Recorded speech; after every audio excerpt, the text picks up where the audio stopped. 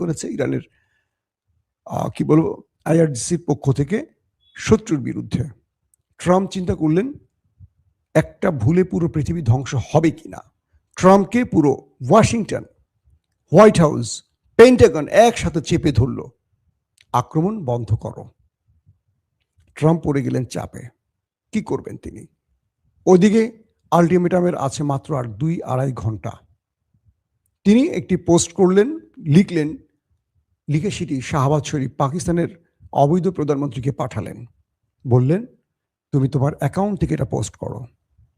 শাহবাজ শরীফ সেই পোস্টটি করলেন, লিখা ছিল যে শাহবাজ শরীফ যে পোস্ট করলেন সেখানে তার লেখা ছিল drop Pakistan PM message on x. এটি প্রচারের মাধ্যমে সোশ্যাল মিডিয়াতে প্রমাণ হয়ে যায় যে আমেরিকা এই ড্রাফটটি লিখে দিয়েছিল শাহবাজ শরীফকে। এটি শাহবাজ শরীফের নিজের পোস্ট নয়। এরপর মার্কিন যুক্তরাষ্ট্রের পক্ষ থেকে শাহবাজকে ধমকি দেওয়া হলে তিনি এডিট করে এই শিরোনামটি ফেলে দেন, বাকি অংশটা রাখেন। এটি ছিল কালকের বা আজকের সকাল পর্যন্ত আপডেট। এখন বিষয়টাকে, এই যুদ্ধে হেরেছে কে? এই যুদ্ধে আমেরিকার কোনো শর্ত ইরান গ্রহণ করেনি। ইরান 10টি শর্ত জুড়ে দিয়েছে আমেরিকার হাতে পাকিস্তানের মাধ্যমে। প্রধান কয়েকটি শর্ত বলি, 10টি আমার সকাল 9টার লাইভে বলেছি, আর নতুন করে বলতে চাই না। প্রথম, হরমুজ প্রণালী ইরানের দখলে থাকবে। এখান থেকে ইরান টোল আদায় করবে, কারণ ইরানের ব্যাপক ক্ষয়ক্ষতি হয়েছে, এটার কি বলবো রিবিল্ড করতে হবে। 2 নম্বর, গালফ কান্ট্রি থেকে, আরব থেকে সকল মার্কিন বেজ উঠে যাবে, কোনো আমেরিকারা সেনারা এই অঞ্চলে থাকবে না। 3 নম্বর, ইরানের উপর এ যাবৎ যত নিষেধাজ্ঞা দেওয়া হয়েছে সব নিষেধাজ্ঞা প্রত্যাহার করতে হবে আমেরিকাকে। ইরান তার পণ্য, তেল, গ্যাস সহ যা আছে পৃথিবীর বাজারে বিক্রি করতে পারবে অবাধে। ইরানের যা ক্ষতি হয়েছে সেই ক্ষতিপূরণ দিতে হবে যারা এই হামলায় জড়িত ছিল। হিজবুল্লাহ, ইরাক, হুতি এবং হামাস, তাদের উপর আর কোনো আক্রমণ চালাতে পারবে না ইসরায়েল। সকল হামলা বন্ধ করতে হবে এবং ইরান তার শান্তিপূর্ণ নিউক্লিয়ার কর্মসূচি অব্যাহত রাখবে, ব্যালিস্টিক প্রোগ্রামও অব্যাহত রাখবে। এবার চিন্তা করেন, এরকম 10টি দফা বা শর্ত ইরান পাকিস্তানকে দিল। কেন দিল? পাকিস্তানের প্রধানমন্ত্রী শাহবাজ শরীফ প্রেসিডেন্ট ট্রাম্পের হয়ে আসছিল ইরানের কাছে। ইরান তখন বলে দিল এই শর্ত মানলেই আমরা আলোচনা করব, এছাড়া আর কোনো আলোচনা হতে পারে না।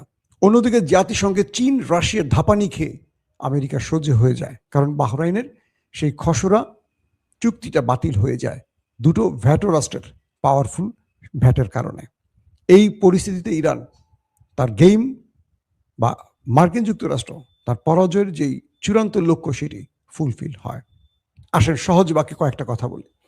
এই যুদ্ধে যদি ইরান হেরে যেত, ইরান ওই রাতেই যুদ্ধবিরতির প্রস্তাব দিয়েছে কে? আমেরিকা পাকিস্তানের মাধ্যমে। 2, এই যুদ্ধে ইরান আমেরিকার কোনো শর্ত গ্রহণ করেনি, শুধু একটি শর্ত, হরমুজ খুলে দিতে হবে। এটা স্বাভাবিক, ইরান খুলেই দিবে, পুরো পৃথিবীর জ্বালানিকে তো অচল করে দেবে না ইরান।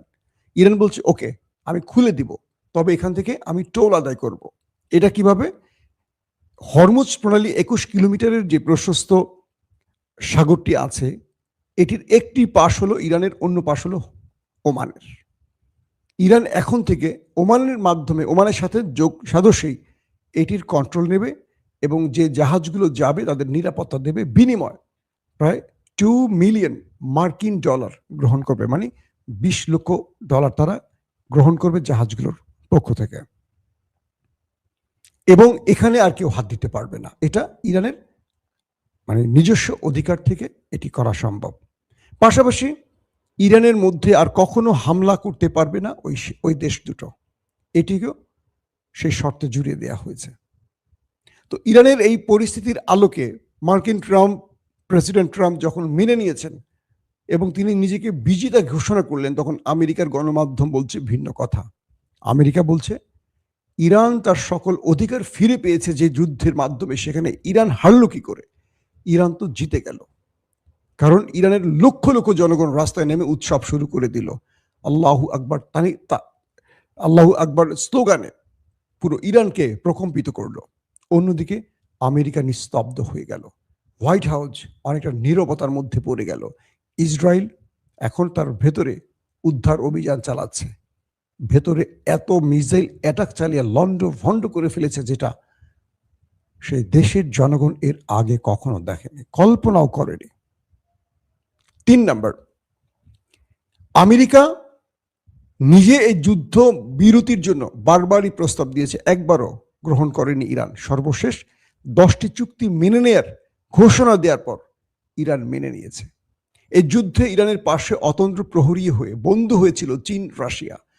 প্রথম দিন থেকে শেষ দিন পর্যন্ত এই দুটো দেশ তাদের সর্বোচ্চ সহযোগিতা করেছে এবং জাতিসংঘেও ইরানের পক্ষে ভোট দিয়ে আমেরিকাকে ব্যর্থ প্রমাণ করেছে।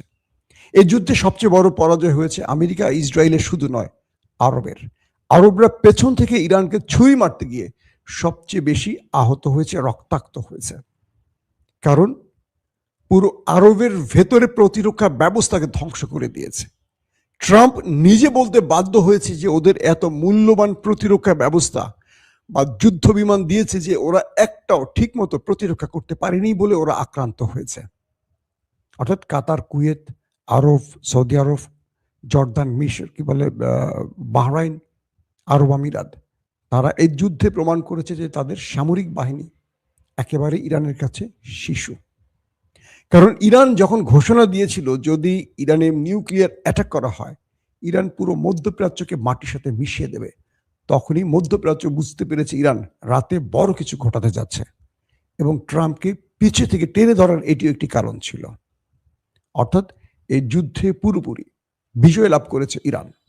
আগামী 10 এপ্রিল পাকিস্তানের ইসলামাবাদে ইরান এবং আমেরিকার মধ্যে যুদ্ধবিরতির পর দুই রাষ্ট্রের যে আলোচনা সেটা শুরু হতে যাচ্ছে।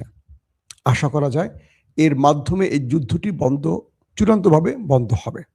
নতুবা ইরান ঘোষণা দিয়েছে তারা শত্রুকে এর চেয়ে দ্বিগুণ গতিতে আক্রমণ চালাবে। প্রশ্ন হলো, আমেরিকা ট্রাম্পকে সত্যিকার নিউক্লিয়ার অ্যাটাক করত না, তিনি ইরানকে ভয় দেখাতে চেয়েছিলেন। কারণ কোনোভাবেই ইরান আমেরিকা ইসরায়েলকে ভয় পাচ্ছিল না।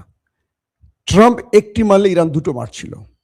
তাই গত রাতে ব্যাপক ইরানে অ্যাটাক করা হয়েছে, ইরানের বড় বড় ব্রিজগুলোকে উড়িয়ে দেওয়া হয়েছে, ইরানও মেরেছে সমানতালে। কিন্তু ইরান একটি বার্তা পৃথিবীকে দিয়ে দিয়েছে, যারা ভয় পায় তারা পরাজিত হয়, যারা ভয় পায় না, যাদের ইমানি শক্তি সবচেয়ে উপরে থাকে, তাদেরকে কেউ পরাজিত করতে পারে না। আজকের মতো বিদায় নিচ্ছি। প্রত্যেকে ভালো থাকবে।